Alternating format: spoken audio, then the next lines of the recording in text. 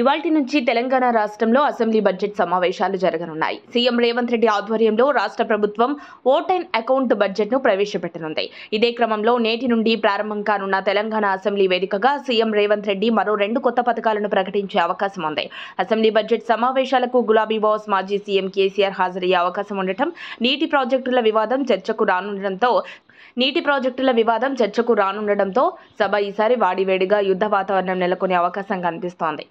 Telangana assembly budget సమావేశాలు ఫిబ్రవరి 8న ఉదయం 11:30 ప్రారంభం కానున్నాయి. తెలంగాణలో కొత్తగా ఏర్పడిన ప్రభుత్వం తొలిసారి బడ్జెట్ ని ప్రవేశపెట్టనుంది. ముందుగా ఉభయ సభలను ఉద్దేశించి గవర్నర్ తమిళిసై సౌందరరాజన్ ప్రసంగిస్తారు. ఇప్పటికే గవర్నర్ ప్రసంగానికి కేబినెట్ ఆమోదం తెలిపింది. అయితే ఇటీవల జరిగిన అసెంబ్లీ సమావేశాల్లో గవర్నర్ స్పీచ్ పై బీఆర్ఎస్ ఎమ్మెల్యేలు తీవ్ర స్థాయిలో అభ్యంతరం చెప్పిన విషయం తెలిసిందే. అయితే ఇప్పుడు ఉభయ సభలను ఉద్దేశించి గవర్నర్ ఏం ప్రసంగిస్తారనేది అందరిలో ఆసక్తి నెలకొంది.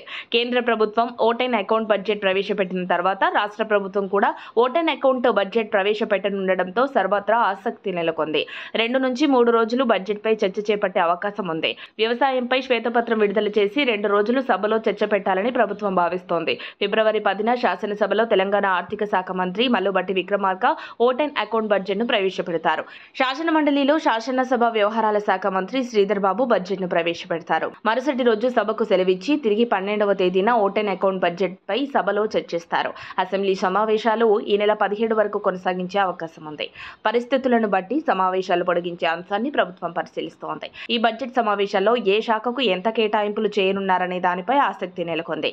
ప్రభుత్వం ఇప్పటికే 6 గ్యారంటీలలో 2 గ్యారంటీలను అమలు చేస్తోంది. గత 10 ఏళ్లలో వ్యవసాయ శాఖ పూర్తిగా లోపభూయిష్టంగా మారిందంటూ గత పాలకులపై అధికార కాంగ్రెస్ పార్టీ మంత్రులు విమర్శలు గుప్పిస్తున్నారు.